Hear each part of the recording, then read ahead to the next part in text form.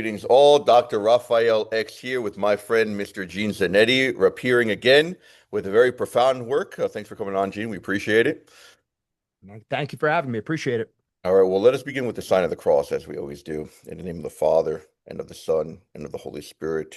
Amen. Man, All right, so please subscribe, click on the like button, notifications button, all that good stuff. So Gene actually wrote a profound work, which is really essential. It goes down deep.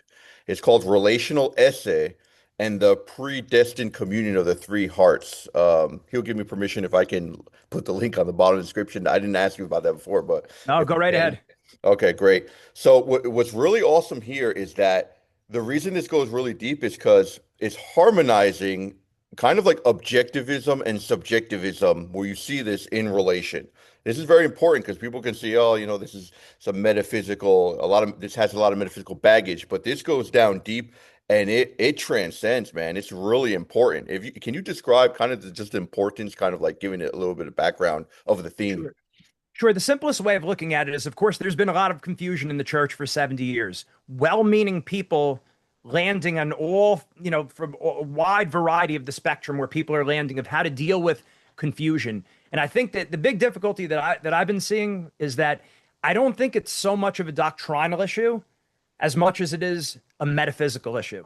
And metaphysics, we're looking at what does it mean to be? So like ontology, right? Like what having the metaphysical categories sharp and clear and understanding that, I think once we have that, that's like the foundation that undergirds the theology. Of course, it's all built on God, right? But God is, Jesus says, I'm the way, the truth, and the life. Jesus is the truth.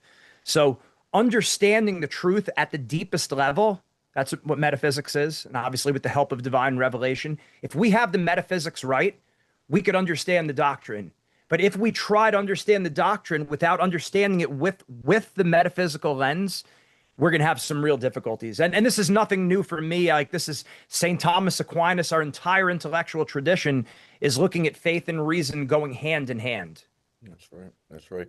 And both of them mutually enriching each other, like because kind of theology revealing metaphysical truths, which is really interesting. Also, kind of Right. you allude to it. So basically, you do mention kind of there's a difference in metaphysical grammar, which could lead to there's an inner unity. There's Catholic pluralism, but because of that differentiation in grammar, some people have misinterpreted.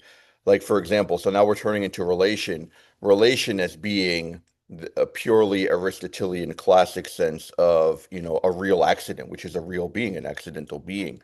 But how does a Catholic view, how can we kind of transform that, purifying the pagan philosophies? How do we transform relation into a more orthodox understanding of it? And if you want to talk about the different senses, because you do focus a lot on Scotus, which I thought was interesting. But yeah, if you want to talk a little bit about relation. Sure. Just to lay the groundwork out so things Sure. start to make sense. So when we look at the church, the intellectual tradition of the church goes all the way back to the time of Christ. So the church fathers, they wrestled with a lot of these questions of Christology. What does it mean for the Son of God, God himself to become incarnate?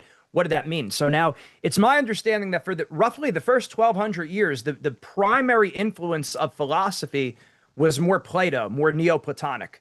Now again, the deposit of faith, what is the deposit of faith? That can change and it can never change. So a lot of times people now are worried, and rightfully so, are people trying to mess with the deposit of faith? And I don't think that's what's going on here. So when you look at the understanding of the church, those first 1200 years, like I said, don't quote me exactly on it, but it seems to me that it was mostly under a Neoplatonic form, right? Augustine and this.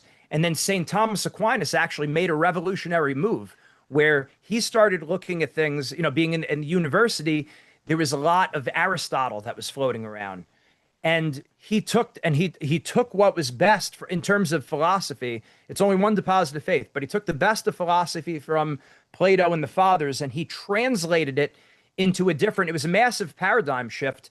He translated into a more Aristotelian grammar, which is a little bit different than Plato. So the content didn't change, but the form of how it was presented changed and was deepened. And that's why at first, when St. Thomas Aquinas was doing this, he was seen as a heretic by a lot of people. He was accused by several bishops of heresy because, again, I think a similar concern with now of, are you changing the content of the deposit of faith? And that's not what St. Thomas was doing. He was articulating the faith in a deeper way, taking what was already there and then making sense of it through this Aristotelian form, right? This grammar. And that Right. stuck with the church for a very long time. Now, and now there's different theological schools that have emerged throughout church history, which was a very good thing. You have the Thomistic school, you have the Franciscan school, which was more Bonaventurian and Scotus, the Jesuits, the Augustinians. So the beautiful thing about these different theological schools, they were able to have inter-Catholic dialogue, and it's kind of like iron sharpens iron because they were going back and forth on theological points. They were able to understand and articulate the faith at a very deep level. So it's almost like if you're a boxer and well, I was a wrestler. If I'm wrestling with Olympic level wrestlers all the time, iron is sharpening iron. Then if I wrestle like some local person in town, I'm going to beat them up pretty easily, right? It's the same thing. If these different theological schools are sparring with one another, then the Protestant heresy comes along, and that's basically like fighting a bum off the street compared to these heavyweight champion contenders. So it was good that they were able to have that interplay back and forth. But again, the primary mode of understanding the faith was through that Thomistic Aristotelian lens, while still having those rivaling theological schools. That's Okay, right. so now what happens into the 1800s, the 19th century, the fathers are now available for the first time. My understanding is now all this massive corpus of the church fathers is now available to people to read and to understand themselves. This was something that the other saints in the church in the past didn't have the good benefit of that.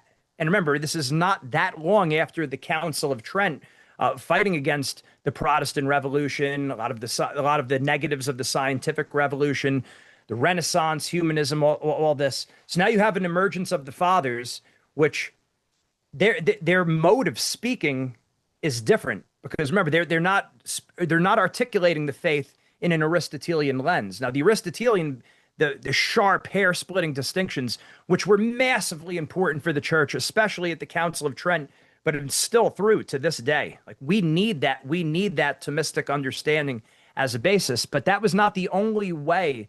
That was not the only form in which theology was presented. Okay, so that takes place. And then now what's going on in the church or going on in the world, more phenomenology, more personalism, some of which can be incorporated into the church, some of which cannot be, right? The existentialism, phenomenology, personalism, there's good that could be taken there. Mhm. There's a lot of bad that has to be rejected.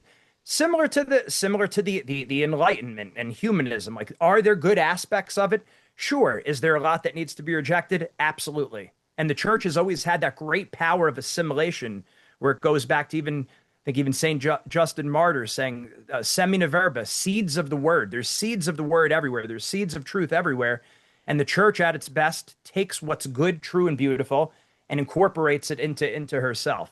Right. So here we are. Then also in the 1950s, one of the other things we see is now Blessed John Duns Scotus. He had, his, again, probably aligned with St. Thomas Aquinas on 99.5% of all issues. But there are differences and meaningful differences in ways of understanding theology. So there were a lot of floating documents of misunderstandings of John Duns Scotus, which were clarified in the 1950s.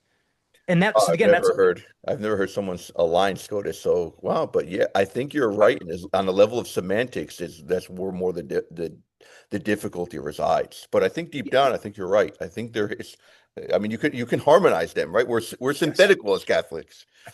Right. And that's the beauty of the church, the great power to assimilate. So I don't know if it's 99.5, whatever Yeah, it no, is, no, but it's a similar thing. When you look at 1879, Leo the 13th has a document, Aeterni Patris, talking about St. Thomas Aquinas being the preeminent doctor of the church. Amen. We believe that. But what a lot of people didn't see is that also with that, he also mentions Bonaventure, who is the head of basically the intellectual father, so to speak, of the Franciscan tradition, and Scotus follows more along his line.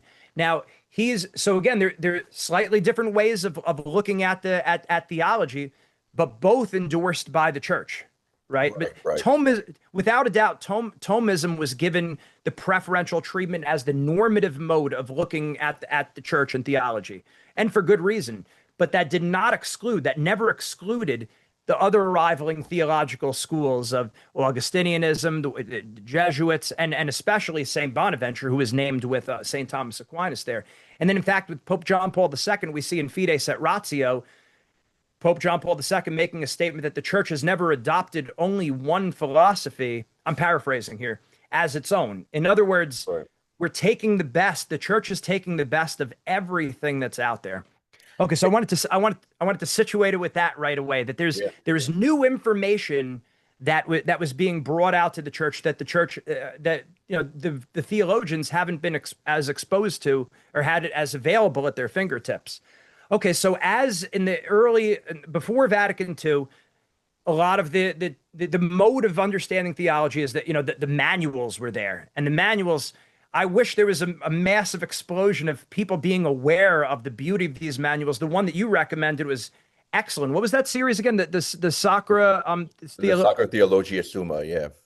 Oh, unbelievable. When you recommended that to me, I bought them and I'm reading through it. I'm like, man, that was a great pickup. But understanding the point of the manuals was presenting the faith in a very clean way. You state the doctrine, proof from scripture, proof from the fathers, the magisterium, what they've said about the different topics, laying it out very clean. Now, that wasn't meant to be an entire exposition of the complete tradition of the church, but it lays it out in a very clean way for priests to basically have this very straight and clean in their mind.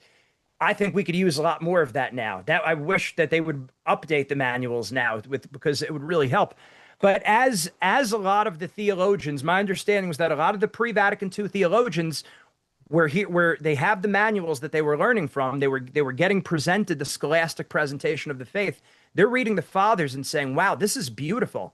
This is beautiful information, and it's not articulated this way in the manuals." And so the manuals could appear dry, and a lot of them wanted to, hey, let's do more of what they were doing in the past. Combine that with now a lot of the subjectivity is on the rise. We're also seeing the warnings from Pope Pius X about modernism, of vital immanentism, agnosticism, atheism. So whenever we hear something subjective, flags are going up in people's minds, and rightfully so. The popes did warn about that, so that's something we have to take extremely serious and handle with very delicate care. We have to be careful with the new philosophies of personalism, phenomenology, and existentialism. However, that's so we're being exposed. They're being exposed to these theologians as well as the fathers, and now there starts to be a desire among many, I would say most, not all, but most of these theologians, we want to start expressing the faith in a different way, right? So the kind of like a little bit more like the fathers. So the difficulty is that I started seeing is it's almost like it almost feels like an overnight switch where we were expressing theology in one mode, in one form, and now all of a sudden, again with Vatican II, and then moving on with post-conciliar magisterium, we start to hear personalism language, existential language, phenomenological language get incorporated into these magisterial documents without them necessarily being articulated precisely. And right away, people are rightfully concerned of not a matter you shouldn't trust the church. You should trust the church, but hey, I don't understand this. This doesn't seem to make sense to me. I've never heard it. I don't see this in the manuals. I don't see this in documents before. How do I make sense of this? Not a bad concern, right? So now we're left with, well, how do we make sense of all this? And so my going back to the shift from St. Thomas's Aristotelian lens of understanding theology, that shift from Neoplatonism, the content never changed, but the form in which the concepts in which it was expressed absolutely did change. Mm-hmm. So there was a continuity, but there was also reform. And I go back to Pope Benedict's 2005 Christmas address. It's not just the hermeneutic of continuity. It's the hermeneutic of reform in continuity. In other words, the doctrinal content, the res, cannot change. It's impossible for that to change. There's a really interesting book. I just want, if I could just sure, mention, please, yes. I'm translating from Spanish, homogeneous Development of Doctrine by Soto. It's a book like this. It's excellent. It's probably the number one authority on the proper Really? understanding of doctrinal development. Yeah, I just wanted to throw that out there. I don't know S- if it's in English though, Well, send it. but Anything you have either like way, that, I'm always, yeah, yeah, please. Yes. thank you. Yeah. That's awesome. Yeah. So yeah. So when we're looking at it, the doctrinal content doesn't change. And as I've wrestled with this, because I spend, and for me, seeing the faith expressed in a different way, in a different lens with Vatican II, and then post-conciliar magisterium seeming to culminate with Pope Francis, where people are starting to say like, what's going on here? Like you're giving away the house. This is something totally different. It's completely novel, right? Again, for me, it's how do you make sense of that?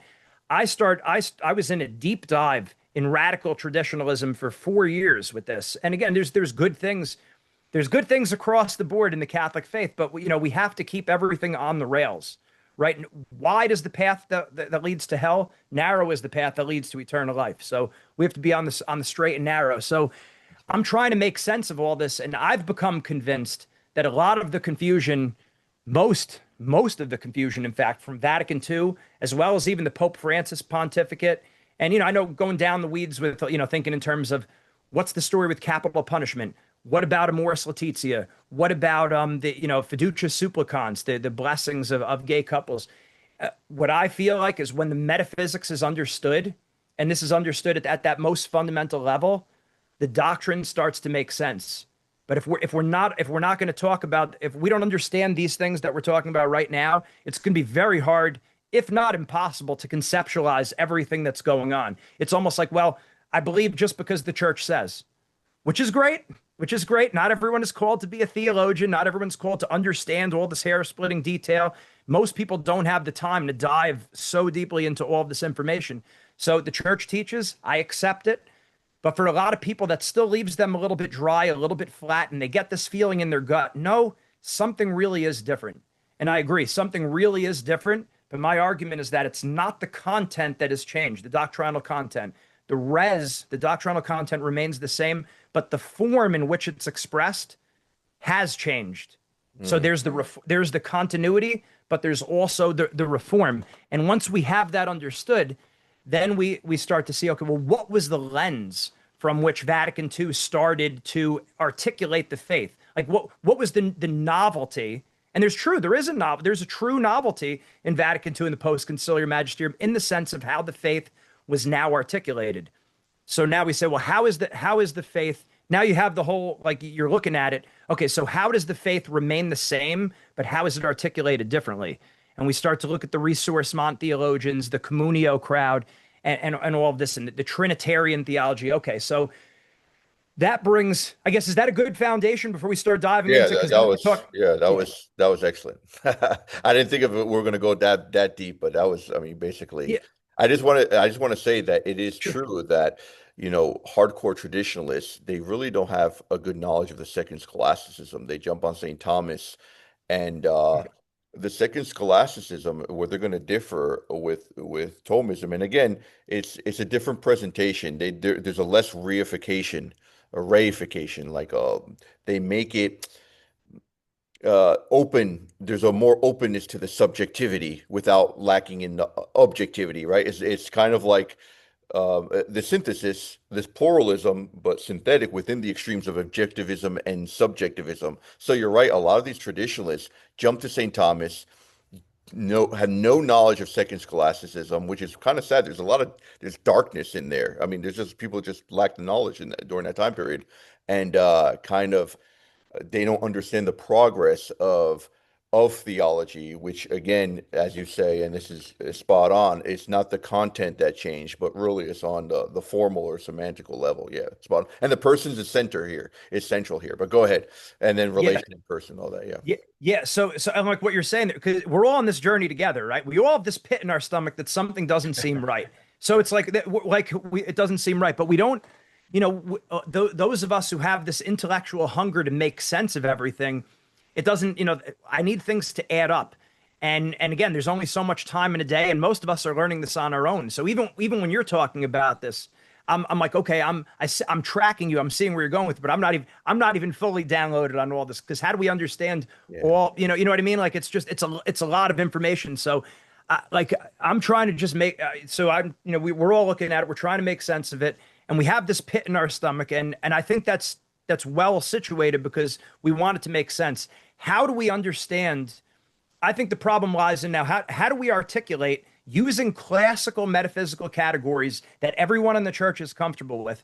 How do we situate this new language with those old categories? So now we have everything metaphysically grounded. We have a nice foundation, and then we could look at it. The Thomists, the Scotists, the Augustinians. We could all hold hands, and we could say, okay, we agree on the language we're speaking with here, right?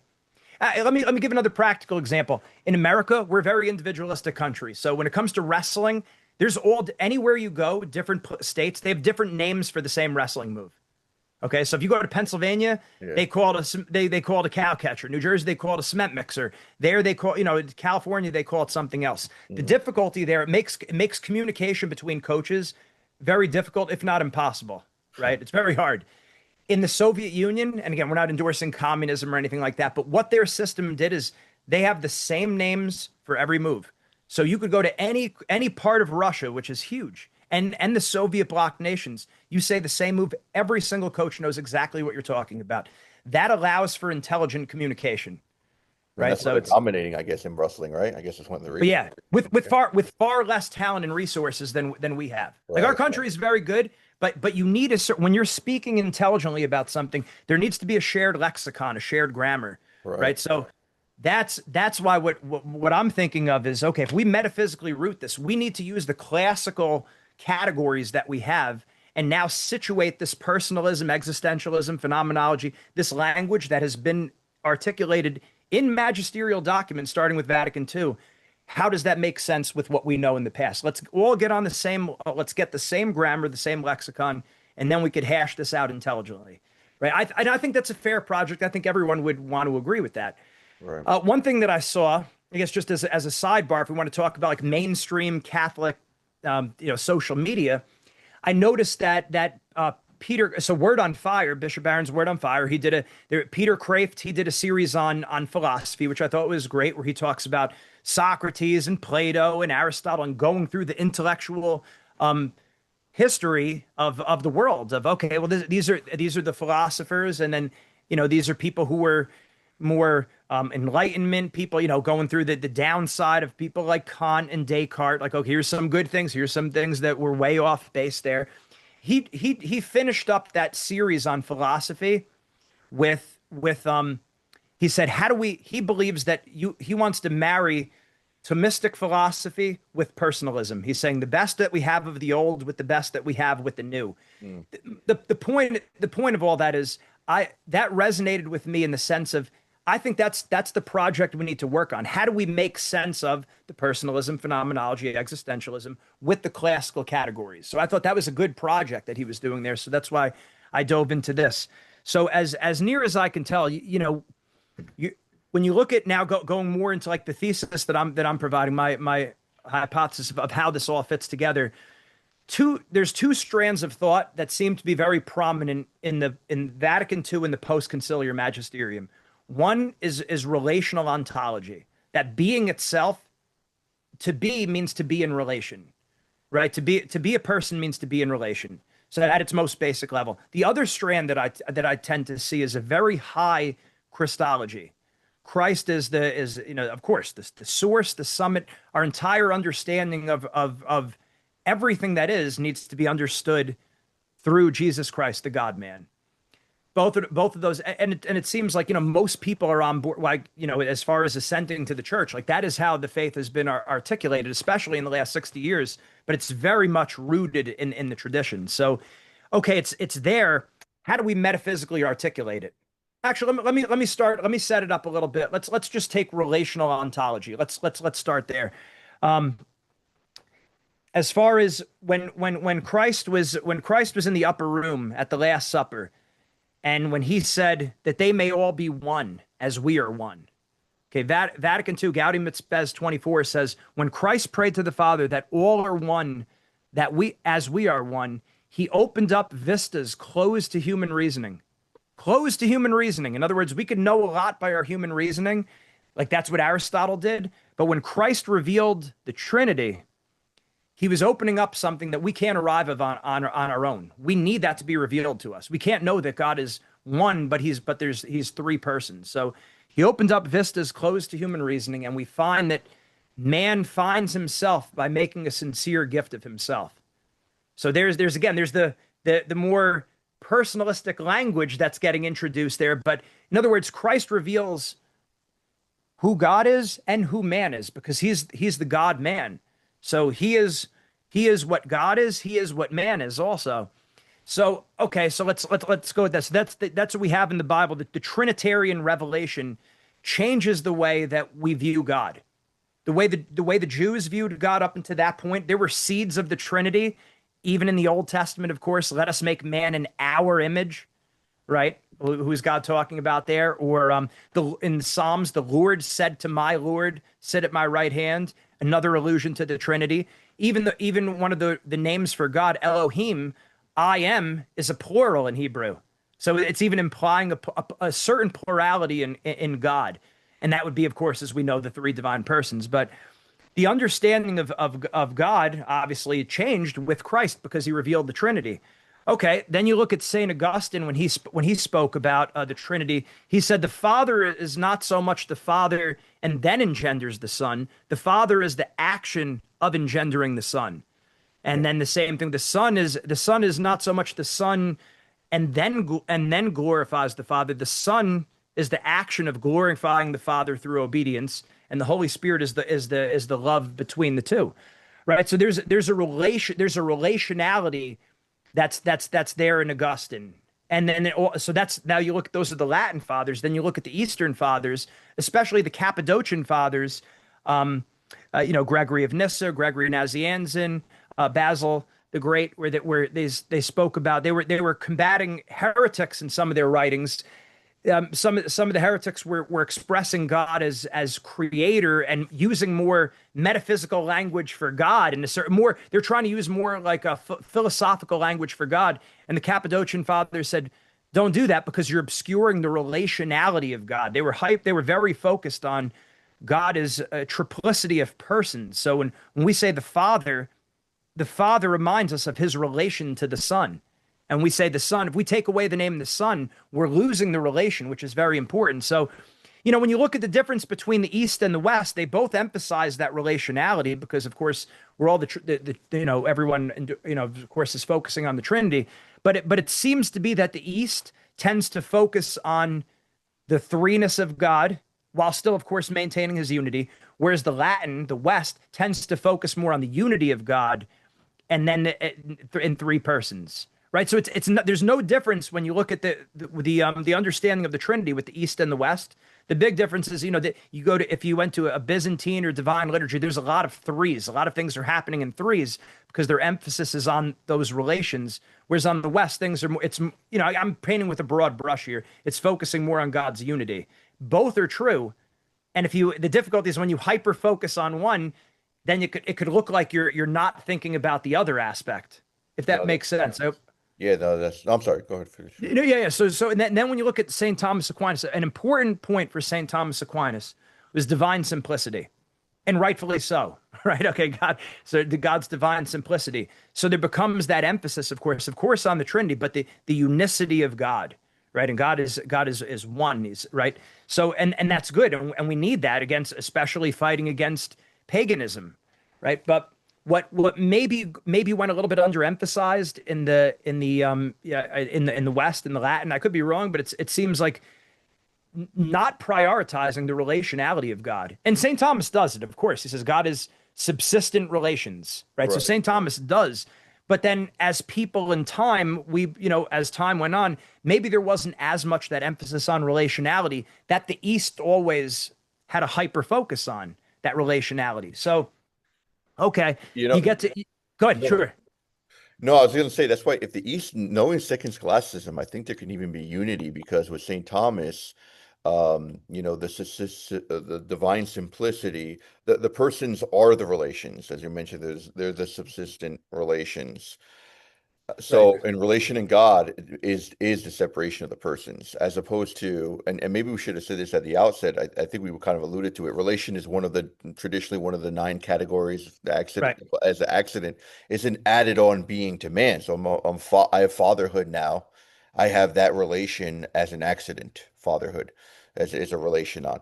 But now when you get into personhood, and this is where I think Suarez, you kind of allude to Suarez actually in your reading without really kind of explicitly mentioning his doctrine. He talks about because distinction here is very important. It's essential here. He talks about a modal distinction, and it's without falling into modalism. So the person and relations are it's a modification of the substance. It's not something that's distinct, but it has less ontological reality than accident or even substance. So he puts it's interesting because you have substance, the things in themselves, accidents, the things that exist ped valued in the substances. But then in substance and accidents, he kind of adds this on in Aristotle. He puts modal beings. So modal beings are like the way you're sitting, for example, or the way a certain thing is, and it's substantial, like unity. He'll put a mode, the unity between body and soul, or even the hypostatic union. He puts it this really like tenuous being of a modal being. So, and he kind of gives that to person, that the person modifies the substance, but that modification is the substance, though it's kind of this, it's modally distinct. So Yeah, no, it's splitting hairs at this point, but it's ontologically, I think in Suarez you can have the Trinity and human beings as more of a they're more analogous if that makes sense as opposed to Thomism. The relation in the Trinity is identical. The person is the relation but with the creature it's not. The relation becomes an accidental. Same thing with grace too. Grace is accidental, as opposed to Suarez and even the other scholastics. There might be more of a convergence, if you will, between the creaturely and the Trinity, if that makes any sense. yeah, and I'm still working through all that too. And Yeah. so it's yeah, but you could see that they were trying to articulate this reality because Right. it's like when you look at Aristotle's work on logic, the Organon, the first book, the categories of the Organon was like you said, you have the substance and you have the accidents, right? The non-accidents, right? So that was the Aristotelian understanding that, of course, St. Thomas brought in. Now, Bonaventure also took a lot from Aristotle, but he was, Bonaventure was also quicker to, if he didn't agree with something, he'd be more forthright with that. Whereas St. Thomas would try to more like interpret Aristotle through the best lens, maybe massage Aristotle a little more. This is what he means to be saying here. Whereas Bonaventure didn't have as much of a problem saying, well, no, I think he gets that wrong, right? So Bonaventure has he's looking at all of creation through a constitutively relational mode in the sense whether if it's a thing or an animal, everything is related to God as vestige. Human persons are related to God as image, and then human persons in the state of grace are related to God in terms of likeness. So it's a constitutive relationality in all of creation. That it's not that relationality is not purely an accident because we all participate in God. And participation implies some level of relationality. It might not be relationality in the sense of an Aristotelian category. It doesn't get rid of the Aristotelian category. That's there. In creation, there's still substance and there's still accidents. But that doesn't mean there might not be another aspect of relationality, which I'm going to say because God is to be itself, Right. that and we participate in God's to be. Participation implies some sort of relationality. We participate analogically in God's relationality. So that's what I'm developing with the relational essay. But um, where am I going with this? So we're looking at that relationality in Bonaventure is vestige, image, and likeness. So I think we're always wondering what do we do with relation there because we participate in God yet at the same Right. time we have these Aristotelian categories. So where I think the main metaphysical question that I'm seeing is where is relationality situated in the three metaphysical categories? The three Right. primary metaphysical categories you have are esse, the action of to be, right? Essence, what a thing is, existence, that a thing is, right? So we have esse, essence, and existence. where does relation fall there? Now we understand in essence, in created most of the time, the way people are, it seems to me, the way we view where is relationality, we view it through the lens of essence. There's sub in creation, there's substance and there's accidents. And as you said, in God is subsistent relations, right? So, but we're at the created level, in the created order, we're situating relation at essence. And my thought process is we need to start looking at relation. I think we need to start looking at relationality, locating it in esse, in God's act of to be. God is to be itself. So if we situate relationality there, it seems like a lot of these issues we have metaphysically and understanding doctrine appear to go away. That God is to be. God is not a being. He's not the supreme being. He's ipsum esse subsistence. God is to be. And that to be is, we have to understand this again, through when Christ opened up these vistas closed into human reason by revealing the Trinity. We can't, I don't think we could apply those same Aristotelian categories to God, because we're dealing with something in the uncreated order. We apply it to creation, but not to God. God is subsistent relations. So to You me, got to the read answer, Suarez, man. You would love Suarez, because yeah, Suarez says the essential difference between God and the creatures is not the Thomistic real distinction between existence and essence. So the Thomist will say God is his essence, God is his existence, and we're really distinct from it. The Suarez will say no, not necessarily. That's not the main distinction. The main distinction is God is necessary being, and we are, we are beings by participation. So really, there's more. There's a sound existentialism in Suarez. They call him the integral existentialist, in the sense that we're not by definition. He makes a distinction between a physical essence and metaphysical essence, but we're not metaphysically existence, but we are our own existence now. Because we do properly have it from God in a participated way, but it's that emphasis on the existence also, which Suarez really does kind of has this existential element in it, in yeah. his essentialism.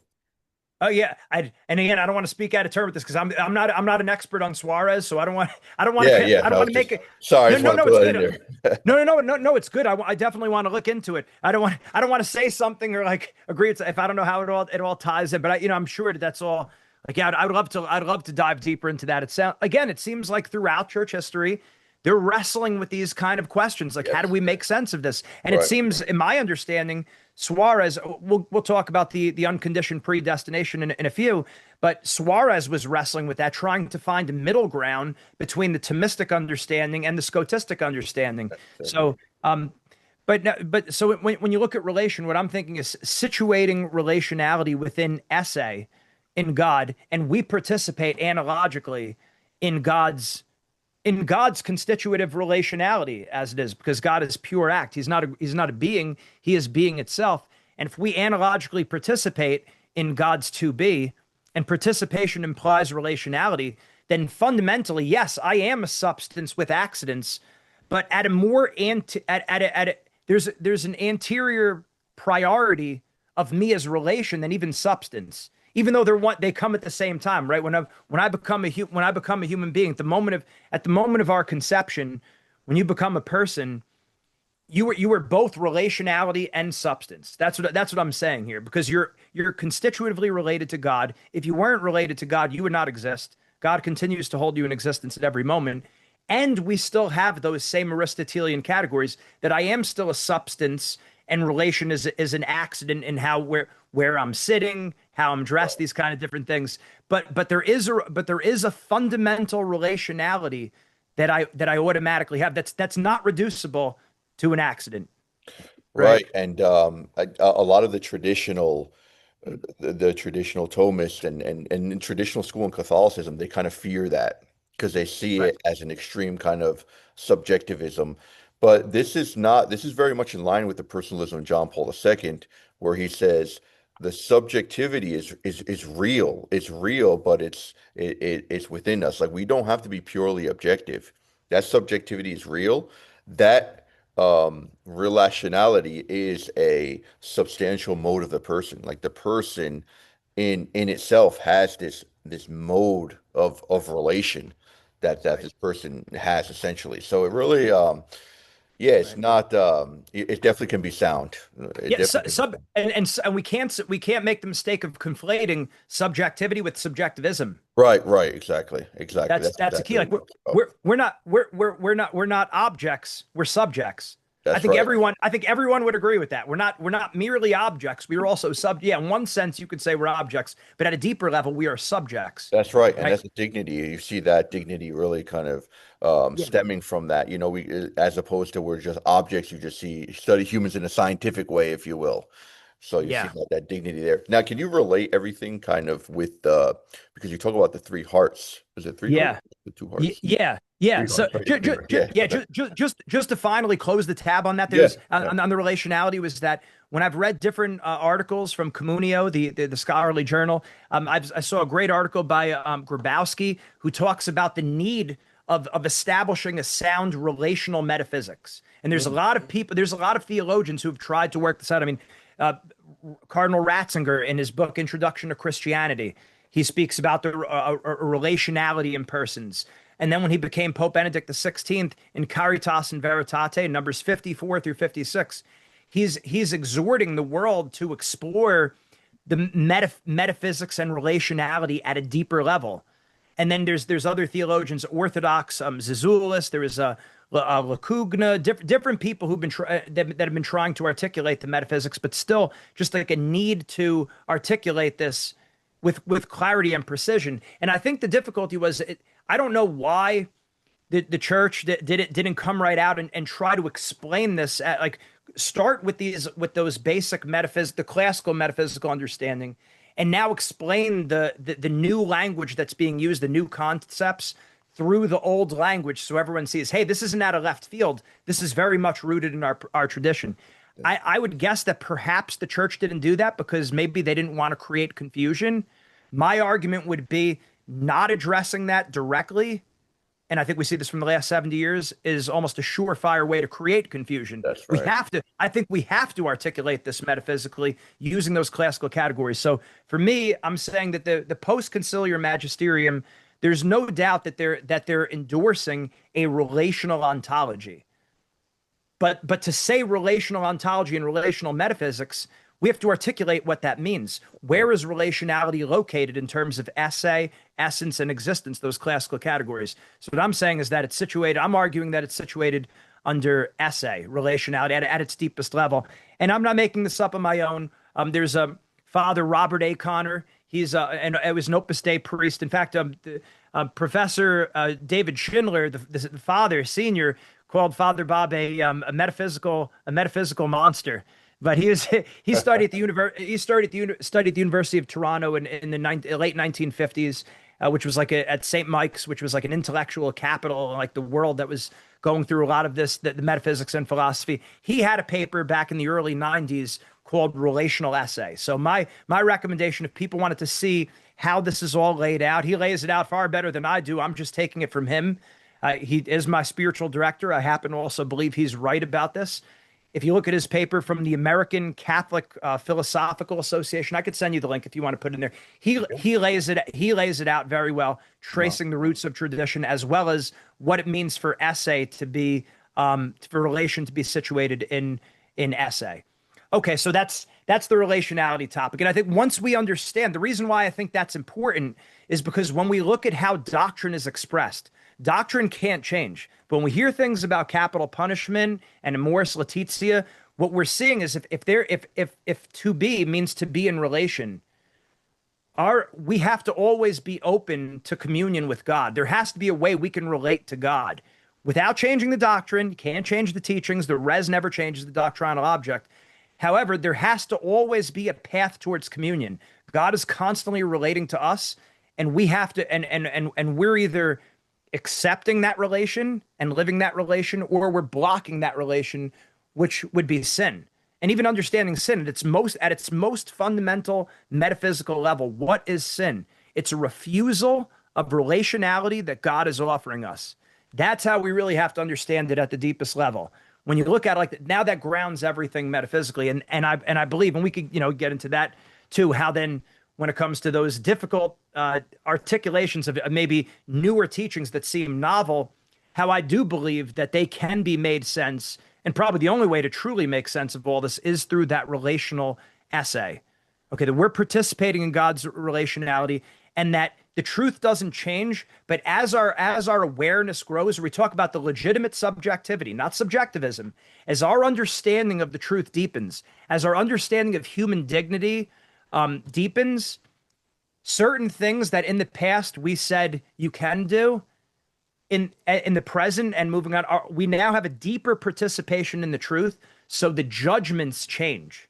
The judgments could change, which is what I think is what's going on with the death penalty. Now, does that mean that, oh, now in the future, well, let's hold out on things like abortion and gay marriage and transgenderism, because as we unpack this, maybe in the future our understanding deepens? No, because God is incapable of contradicting himself. Ontology doesn't change, anthropology doesn't change, but judgments and decisions can change as we deepen our understanding of human dignity, of Christ, of the church, and these kind of things. So that's why certain things might be allowed now or not allowed now that in the past weren't, because it's a judgment that's changed, not an ontological or anthropological change. Right. Okay, so that's relationality. We participate at deeper levels of relationality the more we know and we understand about God. So that's what metaphysically, in my mind, undergirds the entire system. That's really helpful. Now, when it comes to the Holy Family, the primacy of Christ. So the second strand that I notice from the Second Vatican Council moving on is a very high Christology. Christ is the center of everything. He reveals God to man. He reveals man to himself, and everything makes sense through everything has to be viewed through the God man. Now that's, again, that's you look right there. It's there in the Bible of Christ told St. Paul to the Ephesians, the Colossians, Christ holding the primacy in all things, that he might be preeminent in everything. It's there in the Bible, especially those same it's all over, right? But it was in particular, the SCOTUS will point to the Ephesians, Colossians as the high Christology. Okay, Saint Maximus the Confessor, one of the Eastern Church Fathers, he speaks about it really as Christ as the center of everything, the center of all of the cosmos, and I think the Franciscan school really ran that. Bonaventure, who again, I know we're getting into the weeds here a little bit. When you look at the four Aristotelian causes, material cause, efficient cause, formal cause, and final cause, there was another Platonic cause that was the exemplar cause. The cause through which everything was made. God had the divine idea from which everything flows from there. Now, St. Thomas acknowledges the existence of an exemplar cause, but it's my understanding he situates exemplar cause within efficient cause, I believe. Okay. Yeah. Bonaventure held exemplar cause as the primary cause of everything. He saw everything through the exemplar cause. So they're both there. It's there. It's definitely there in St. Thomas. He absolutely endorses that. But for St. Bonaventure, it was primary. Now, when Blessed Scotus came around, Blessed John Duns Scotus came around, and now he had a side note with Scotus, a fun fact that I learned about him. He was meditating on the incarnation.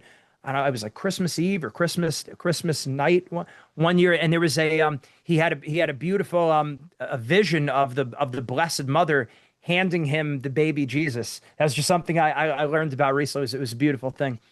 But what Scotus did, and several popes have called Scotus the perfecter of Bonaventure. So like he drew out the conclusions that Bonaventure laid in place. And going from that exemplar cause, Scotus started asking himself the question, what is the primary motive of the incarnation? Why do we have the incarnation?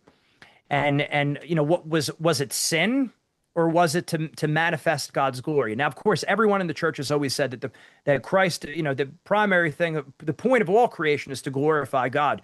But what is the proximate cause of the incarnation? In other words, the question was asked by many church fathers, including, and then up to St. Thomas himself, if man didn't sin, if Adam and Eve never sinned, would Christ come?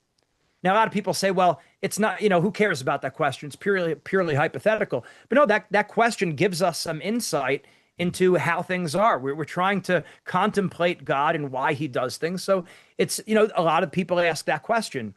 And Saint Thomas, in one of his commentaries of Saint Paul, at first he says it's not an important question, and then in the Summa he actually weighs in on it and he says it would seem more probable that Christ would have come no matter what.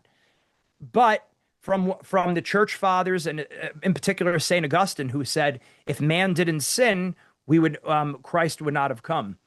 So because of what most of the church fathers said, yes, we have Maximus the Confessor, but there were other ones that said, well, no, he wouldn't have come. Saint Thomas said it would basically that because of that he would say no, Christ would not have come.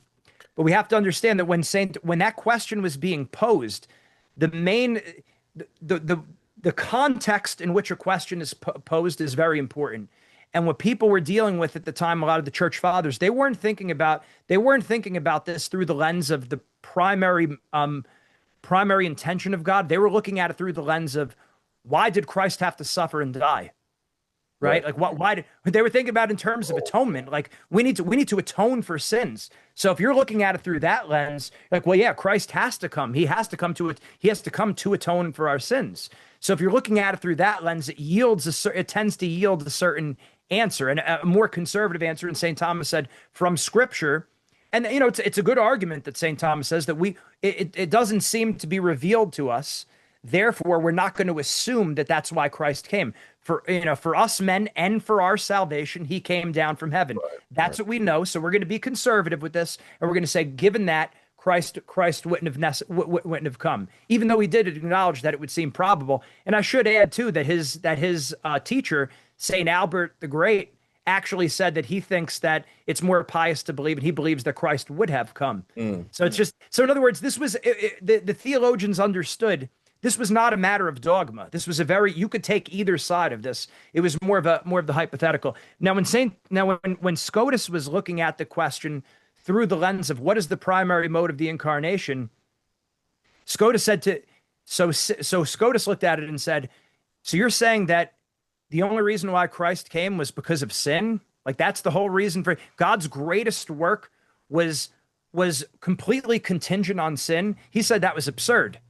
And that's the word he said, absurd. So now, absurd. Now that sounds now different people take that a different way, like a knock on Saint Thomas Aquinas. Well, Saint Thomas Aquinas absurd. So then there was some feuding that went on with a lot the Franciscans and Dominicans, and people are people. Sociology is sociology. When you have groups, even holy groups, there could be that rivalry, and some people could take it over the top. But anyway, the point I'm trying to lay out the foundation. Blessed John Duns Scotus, drawing the implications of that exemplar causality from Bonaventure, he said, well, Christ was the entire purpose of all of creation. Thomists would be concerned with that because it seems to be messing with divine simplicity. Well, God is simple, so he has one intention, right? So in St. Thomas's mind, I know I'm going into the weeds here, but St. Thomas posited there was two types of distinctions: a real distinction, something two things are really distinct, or a what's the other one? A virtual distinction. They're only distinct in our mind. And so now Scotus has to say, well, if I'm saying Christ was the true first intention in God, and I have to hold dogmatically that God is simple, how do I reconcile that? So his middle ground was, it's not a real distinction. It's not a virtual distinction. It's a formal distinction. Christ was willed first in terms of priority, and then we were willed. So that's how exemplar cause played out. So from there, the Franciscan intellectual tradition has held that Christ would have come no matter what. And then there's Saint Francis de Sales. He was one who said something. He said something to this effect, like the incarnation was the reason for all of creation. And even right through Dom Prosper Guaranjay, the liturgical year, he talks about that the point of creation was the point of creation was the incarnation of the God man Jesus Christ. So it started picking up some steam. I mean, it was primarily in the Franciscan school in that line, but that has always been a tolerated opinion within the church. It has always been like, it's not like the magisterium wasn't aware of this for 1,000 years. Dogmas were articulated to leave that question open, that you could choose to believe whichever one seemed the most reasonable to you. Even Suarez, and then we go to Suarez. The one thing I do know about Suarez, after talking to you, I got to definitely look into more of him. But he tried to reconcile the two, the Thomistic and the Franciscan school with this. So he wrestled with it also. Um, Yeah. I Okay. guess fast forwarding now to Vatican II and the post conciliar magisterium, there seems to be a very high Christological emphasis. And so when I look at that, it seems like John Paul II, Ratzinger, de Lubac, Balthasar are gesturing towards the absolute primacy. Okay, it seems like they're gesturing to, but they don't explicitly say that. So I want to be clear with that also. But the fact that it is it's a very tenable, it's an open theological opinion that we can have if we wanted to, if we wanted to, then I wanted to examine, well, how does this tend to fit with everything? And I Right. think I believe even Edith Stein, I think she said this too about how she agrees with something. I think it's her saying she agrees with Saint Thomas on all things, but when it comes to the incarnation, I agree with Scotus. I think don't quote me on that, but I'm pretty sure that's true. The thing that strikes me is that I start to ask the question, well, if you said that, does that change the metaphysics? And it does. The categories then do shift because what you're doing, if you take on that absolute primacy of Christ, you automatically now are operating with formal distinctions in that exemplar cause. So it's not saying we're contradicting Thomism, but it's saying you have. My argument is that you'd have to then understand Thomas at a deeper level, not contradicting him, but taking things to its conclusion. Okay, so Right. the point of all this is, if we're holding to the absolute primacy of Christ, Pope Pius IX in his bull Ineffabilis Deus said that now this was not part of the dogmatic definitions. This is not dogma, but it is something we have to assent to. Within that document, he said that, and I'm paraphrasing, that Mary was willed with Christ in one and the same decree. So that means whenever Christ was willed, they're a package deal. Jesus and Mary are a package deal right there. So when I look at that, that means if Christ was unconditionally predestined, that's the term for what they were saying, that no sin or no sin, Christ would have come. The primacy belongs to Christ alone. I got to say that also. I got to put the guardrails up. That even if Mary was willed in one and the same degree as Christ, that doesn't mean she shares the primacy with him. No, Christ has the primacy, but it would mean that in that one decree, in that unconditioned predestination, sin or no sin, Mary is there with him. I thought about that and I said, it's still something still seems a little bit asymmetrical when you have the heavenly Trinity and then you have Jesus and Mary. It would seem like, what if Saint Joseph was built into that too? Now it seems to be some kind of a mirror on earth as it is in heaven. We see the eternal Trinity and we see the earthly Trinity. And in fact, there were many saints in throughout the church that have called and theologians that have called the Holy Family the earthly Trinity, as again in an analogical way, of course, right? It's not the same as it's not a new Trinity. That's not what we're saying at all. And in fact, when you look at Garrigou Lagrange, he's in his writings, he speaks about Saint Joseph being part of. He writes of Saint Joseph being part of the hypostatic order, not the hypostatic union, but in other words, the plan for God to become incarnate, the plan for the hypostatic union. Mary was constitutively part of that, as well as Saint Joseph. Remember, with the angel Gabriel, he appeared to Mary and basically the proposal for on behalf of God. Will you carry my son? And she said yes on behalf of all of us. When the angel Gabriel came to Mary, she was betrothed to Joseph. That's not by mistake. The angel Gabriel could have appeared to Mary before she was betrothed to Saint Joseph. That means what we're seeing is it was God's will for Christ to be incarnate, the hypostatic union to occur within a family context. That's a big point. That was God's will that Christ would be born within a family. So I look at that, and then so Garrigou Lagrange saying that Saint Joseph pertains to the hypostatic order, and then in John Paul II's document on Saint Joseph, Redemptoris Custos, I believe it's number 7, where he said that John Paul II said that Joseph was closest to Jesus and Mary in predestination. And then he later goes on to say that St. Joseph was part of that hypostatic order. So I said, well, what if in one and the same decree, Jesus, Mary, and Joseph were predestined as the icon of all creation? That this is the reason for God's creation at any of creating anything was that to give a mirror, again analogically, it's not creating a new trinity, but creating a mirror of the Trinity on earth, through which everything flows down, the exitus reditus of St. Thomas. I'm bringing up different concepts here, but everything was made through, with, in, and for the Holy Family, out of God, to return back through, with, in, and for Jesus, Mary, and Joseph. And again, a lot this wasn't articulated explicitly in the Magister, but it seems to continue as time goes on. More and more of that reality seems to be, that doctrine seems to be unpacked, and it seems to line up that there would be an unconditioned predestination of the Holy Family, which serves as a metaphysical purpose of creation, right? Relational essay, that's dealing with ontology. What does it mean? What does being mean? When we talk about the unconditioned predestination of the Holy Family, we're speaking about what is the purpose of creation. So it's answering different, each one of those two metaphysical pillars, they're answering different questions. What does it mean to be? And what does it mean for us to participate in to be, and holding that relation? And then the Holy Family being the purpose of all of creation.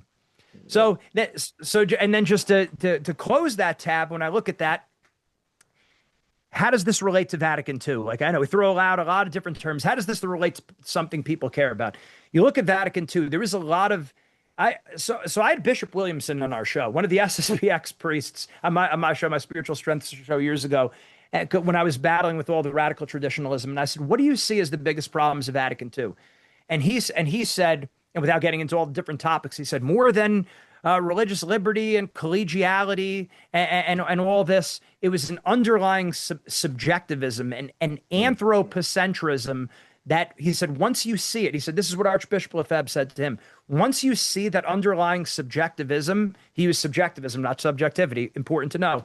Once you see that underlying subjectivism, that anthropocentrism, the man-centeredness, once you see that in Vatican II, all of the documents reek of that, right? In fact, one of the documents of Gaudium et Spes, I believe it's number 11, is that man is the source and summit of all creation. And I remember hearing Father Hess saying, that's Satanism. That's it, right? And I believed that for a period of time. And then I said, well, wait a minute. What if the absolute primacy, what if Christ was willed, if he was unconditionally willed, sin or no sin? That means the God man, fully man. If you look at it through that lens, man is the source and summit of creation through Christ, not apart from Christ, but through Christ. When I look at it like that, then when you start looking at the anthropocentrism, the man-centeredness, the subjectivity, to me, everything makes sense then, and it clears it up as long as we're looking at Christ, the God-man, as the center of creation, and our analogical participation in him, the communion of saints. That's when it starts to make sense. And then when our understanding of the church, our understanding of the people of God, and even understanding different religions that, they might not be in the state of grace, they might not be formally united to God, but God is still in every moment relating to them and calling them into communion at every moment. Now, there's a way that has to be done, and Vatican II says that, and the Post-Conciliar Magisterium does say that you do have to be Catholic. Like, there might be certain lines that people could cherry pick, and I've done it in the past. Oh, see, pluralism, indifferentism. No, as long as you understand that, yes, the Church of Christ, the Roman Catholic Church, you do have to be Catholic, but God, even outside the church, God is still relating to you and is still calling you to communion. And taking steps towards that relationality, answering that relationality in God in any way is a good step. Doesn't mean you're in the state of sanctifying grace. Doesn't mean that means you are in heaven, but it might be a process of relating deeper and deeper to God, which is what he's calling everyone to do at every moment. So the point is that Christology, that is massively important. And when I saw a podcast of Timothy Flanders, meaning a Catholic, and when he was talking, he had it was Flanders and Fowler, and they were interviewing Dr. Jared Goff, who's Oh I believe, yeah, I had him on my channel. I remember you texted me right after that. yeah, Yeah. You And sent me that video actually. yeah, okay, yeah, because Yeah, I mean it blew me away yeah, when I yeah, saw that I remember. because he was saying he was arguing that absolute primacy of Christ, when you look at it through that lens, a lot of the disputes and traditional difficulties start to go away. The nature and grace, de Lubac versus Garrigou Lagrange, that debate that was very heated, all that starts to go away because now once you look at Christ as unconditionally predestined, that means there's no such thing as pure nature. It doesn't mean we're collapsing nature and grace, but it means we have to understand it in a different way, that everything is ultimately ordered to God, right? So what Goff was saying is for that specific question, we can't look at it purely through the Thomistic lens. He wasn't condemning Thomism. That's not what he was doing. But he was saying we can't look at everything completely through that lens. We have to incorporate some of this from Scotus to understand the metaphysics in terms of purpose. So anyway, so the two those two things together, when I look at that, the essay, relational essay, as well as the unconditioned primacy of the Holy Family, to me, that solves most of the problems of Vatican II and the post-conciliar magisterium. And for me, it's not a doctrinal issue. It's an understanding of the metaphysics and articulating it in a way that the church has always articulated it in the past. Yeah, if I, the nature and supernature distinction is very interesting because it does seem that the church, I think Pius XII in Humani Generis, does defend the possibility of a pure nature. I don't remember if exactly that's the document. And the whole question of limbo, though, is an issue too that, I mean, some people wrongly said it's kind of thrown in the theological bin, though it was kind of resurrected, if you will, by Benedict the 16th. The whole notion of the good having just natural virtue, and being culpably ignorant, not having a supernatural life, being able to go to limbo where, just pagans go. That's really interesting because I do see the problem here. And I don't know if you ever heard of presuppositionalism, which is what I don't know if you know Jay Dyer, he's always kind of arguing that that's his epistemology, that you have to have presuppositions and you have to presupposition the Trinity for all ulterior knowledge. And that's a problem because on the level of apologetics also that has its consequences where if someone does not accept, Right. right, the divine decree of Christ, they're not Christological at all, they don't believe in any of it. It's the whole notion of the preambula fide. How am I going to convince them using reason as smoothing the path, even though God uses his grace is using that as a natural instrument, smoothing the path to faith, even though faith, of course, is given by God. So that is, yeah, that's the only interesting um, I, issue that I I see. Yeah. I got something for you on that. I'm taking notes as you're ready because it's getting the wheels turning in my head. So, one of the ways I look at, especially with those different theological schools, which again the church has never condemned, and in Right. fact, in Fides et Ratio, John Paul II said that we want to use, again, I'm paraphrasing, we want to use all of it to uncover deeper truths about the faith. So when we look at it in terms of architecture, there's something like the orthographic view of the house. If you're looking at a house, you could look at it. If you're looking at a blueprint, you could look at it straight on. You could look at it top down. You could look at it from the side. You could look at it from behind the house. That's how I view the different theological schools. Different views of the same house. Now, when you look at when you look at it at the house from a certain point of view, you're getting a clearer picture of a certain reality. But you might also be missing other true aspects of that house by looking at it from one point of view. So Right. then when you look top down, you're viewing it from a different lens. You're gaining a deepened understanding of a different aspect of that reality, right? So as you turn that house around and you look at it from all the different angles, you're appreciating more at a more profound level what this house is, and that's the beauty of our tradition.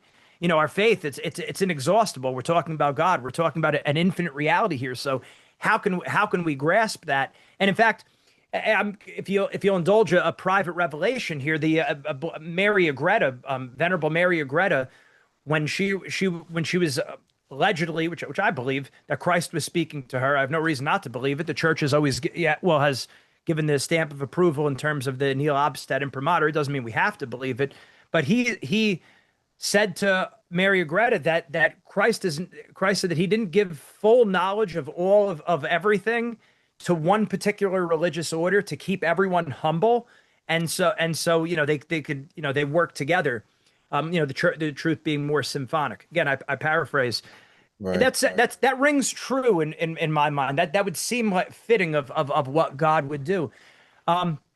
Yeah, having those different views of the house is very important. But sometimes when if you're putting together the big picture, you might learn things about one aspect of the. If you're looking at the house from a certain point of view, you might have to say, well, I do need to rethink some of these things that are in my theological school in light of this new information. It's not saying that you were wrong. It's just saying you didn't have the full picture of the house. So how could you know? It's not a matter of, oh, see, you got it wrong. This school is right, that school is wrong. I don't think it's like that as much.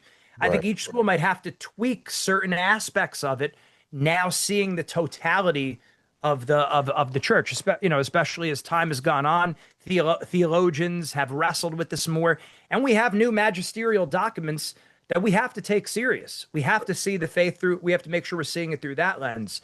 So there's that orthographic view of the house, and then the other thing I have written down here: Aristotle and Cicero, in terms of I forget what you said that made me think of this, but when we're speaking, we could be Cicero divides into three offices of speech: docere, which means to teach; movere, which means to move the other person, to persuade them; and oh shoot, what's the other one? But it has to do with defending, like to defend a certain position, more apologetic. And that's what it was. The presuppositions. That's what Mm, you were saying about the right. presupposition. Right. Okay.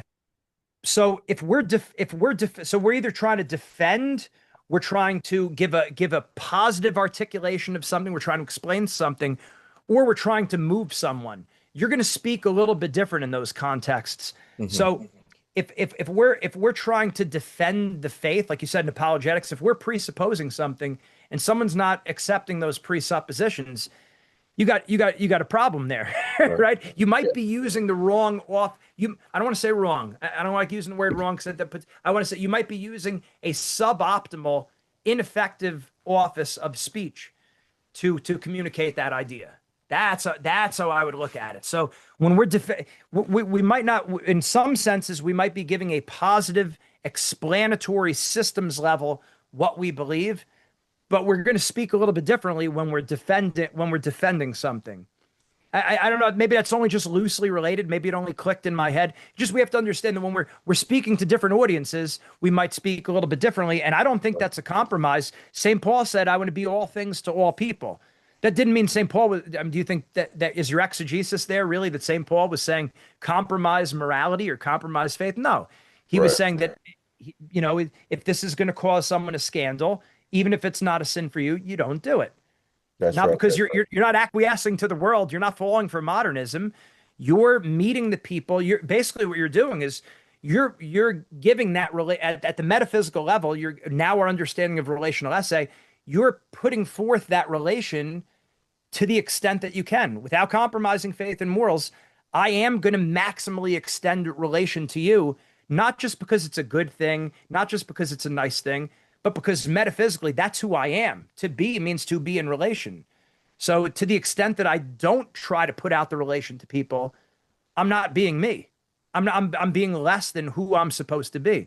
Because Christ, if he's a gift of himself to the Father from all eternity, and he fully gave himself to all of us on the cross, that's what we're called to be. We're called to live in that communion, that relationality. So that's how I tie it together in my mind. I just think a lot of the issues and the struggles, the confusion go away when I see reality through the lens of relational essay, and when I look at creation, the created order, and our purpose through the lens of the Holy Family. And then the last point before I forget it, I was wondering, well, I know the Franciscan school holds Christ as the absolute primacy, as well as Mary unconditionally predestined with Christ. The Franciscan school holds that. I said, has anyone ever spoke about Saint Joseph as being part of that? And yes, Garrigou Lagrange said the hypostatic order. So did John Paul II. But has anyone explicitly said the Holy Family is unconditionally predestined? I was going through my Friars of the Immaculate books from the Academy of the Immaculate,